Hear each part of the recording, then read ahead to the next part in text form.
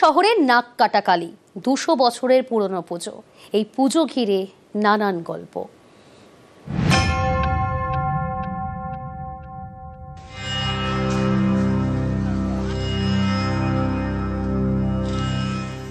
পুরুলিয়া শহরের চিরাবাড়ি, এখানে রয়েছে 200 বছরের পুরনো নাককাটা কালীর মন্দির।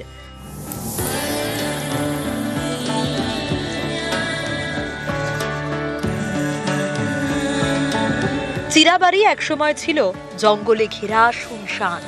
কথিত আছে ডাকাতদের উপদ্রব থেকে বাঁচতে কালী পুজো শুরু করেন স্থানীয়রা। একটি শিলায় মাতৃ প্রতিমার রূপ দিয়ে পুজো শুরু হয়। শোনা যায় ডাকাত দল এই প্রতিমার নাক কেটে দেয়, তারপরেই নাকি ডাকাত দলের সদস্যদের মৃত্যু হয়।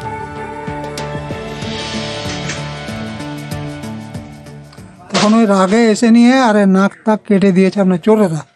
অঙ্গ প্রত্যঙ্গ যেগুলো আছে আপনার অঙ্গগুলোকে কেটে দিয়েছে আপনার, আর নাকটাকে একদম ছুলে দিয়েছে।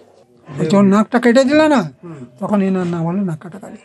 যদি একান্ত মনে তারা মানসিক করে থাকে আর কি, তাহলে তার মনের বাসনা নিশ্চয়ই মা পূরণ করে।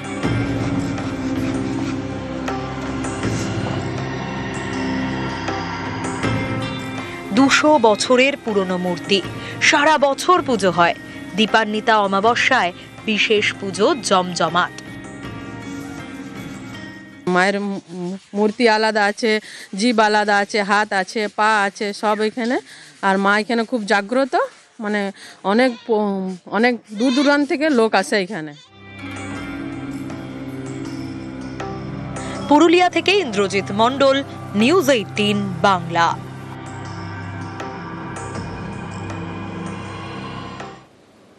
মারাঠাদের আক্রমণ অলৌকিক গল্প, 400 বছরের অটুট বিশ্বাস, সোনামুখীতে প্রাচীন কালী কথা, রানীর বাজারে মাইতো কালীর গল্প।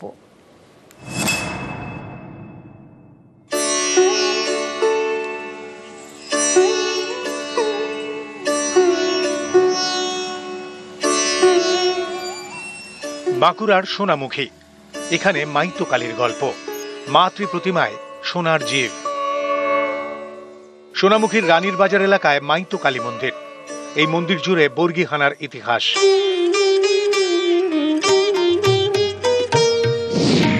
রানীর বাজারের এই কালী মন্দির প্রায় 400 বছরের পুরনো। কথিত আছে মারাঠা সেনাপতি ভাস্কর পণ্ডিতের উচ্চারণে মা কালীর নাম হয় মাইতো কালী। বৃদ্ধ পুরোহিত মশাই মায়ের সন্ধ্যা প্রদীপ দেওয়ার পরে প্রণাম করে উঠতে গেলেন, তখন মারাঠা সেনাপতি ভাস্কর পণ্ডিত তার খড়গ নিয়ে তাকে কাটতে যায়। কিন্তু কোনো একটা দৈবিক শক্তির ফলে তার খাড়া আটকে যায় এবং তৎক্ষণাৎ তিনি অন্ধ হন। তখন সেই বৃদ্ধ পুরোহিত মায়ের ঘটের জল তার সর্বাঙ্গে ছড়িয়ে দেয়। তখন সেই মারাঠা সেনাপতি ভাস্কর পণ্ডিত তার দৃষ্টিশক্তি ফিরে পায়। তাকে জিজ্ঞাসা করে যে এখানে কে আছে। যেহেতু মারাঠা, তাই বলে মা কালী, মানে মাই তো কালী হ্যাঁ, হিন্দি ভাষী। তখন থেকেই মায়ের নাম মাইতো কালী।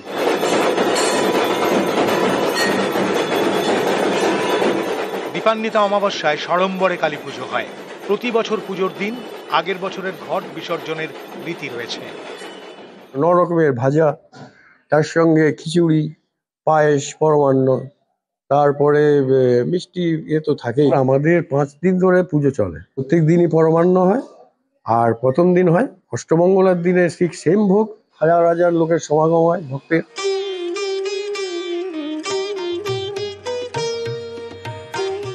বাঁকুড়া থেকে দেবব্রত মণ্ডল, নিউজ 18 বাংলা।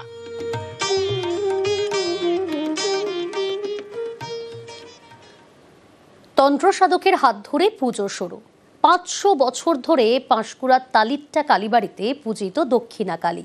অমাবস্যার তিথি শেষ হলে সূর্য ওঠার আগে প্রতিমা নিরঞ্জন।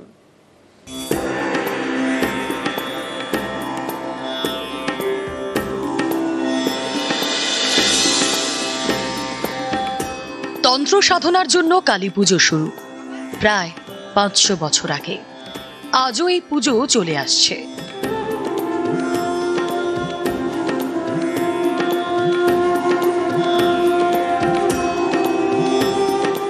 পূর্ব মেদিনীপুরের পাঁশকুড়ায় তালিট্টা কালীবাড়ি। মা এখানে দক্ষিণা কালী।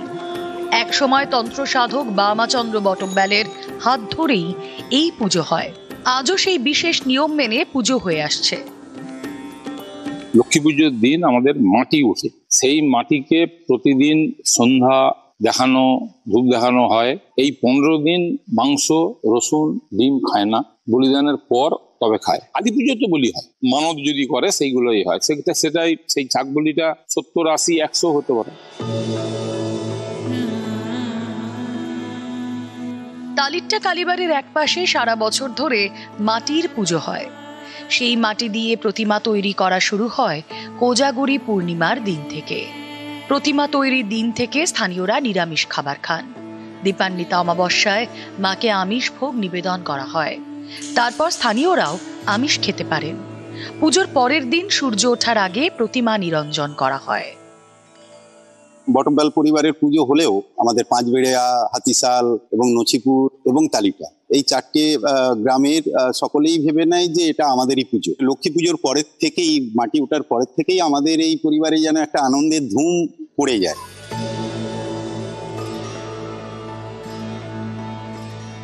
ক্যামেরায় সর্বানন্দ মিশ্রের সঙ্গে সুজিত ভৌমিক, নিউজ 18 বাংলা। কালনার উঁচু জাপট, এই গ্রামের অলিগলিতে বাতাসা তৈরি হয়, তারপরে বাজারে বাজারে বিক্রি। পুজোর আগে এই বিক্রি বাড়ে, সামনেই কালী পুজো, তার আগে ব্যস্ততা তুঙ্গে।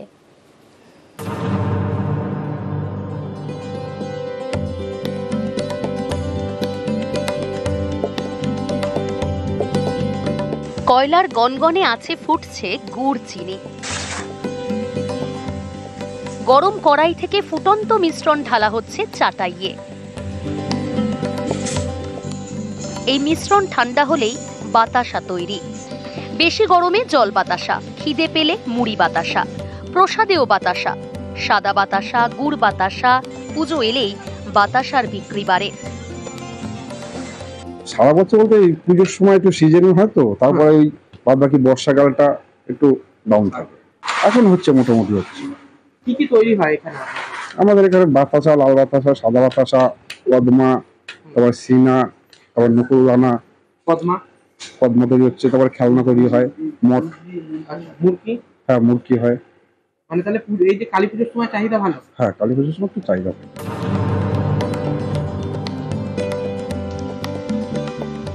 সামনেই কালী পুজো, বাতাসায় লাভের আশা। পুজোর আগে পূর্ব বর্ধমানের চরম ব্যস্ততা। কালনার উঁচু চাপট, এখানকার অলিতে গলিতে বাতাসা তৈরি হয়। বাতাসার সঙ্গে তৈরি হয় কদমা, নকুলদানা। কালী পুজোয় বিক্রি বাড়ে। সারা বছরে প্রতিদিন প্রায় 1.5 কুইন্টাল চিনির কাজ হয়।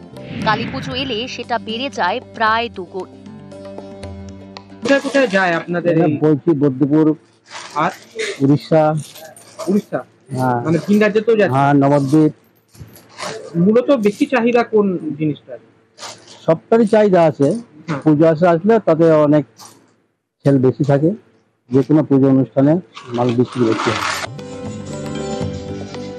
পূর্ব বর্ধমান থেকে নবকুমার রায়, নিউজ 18 বাংলা।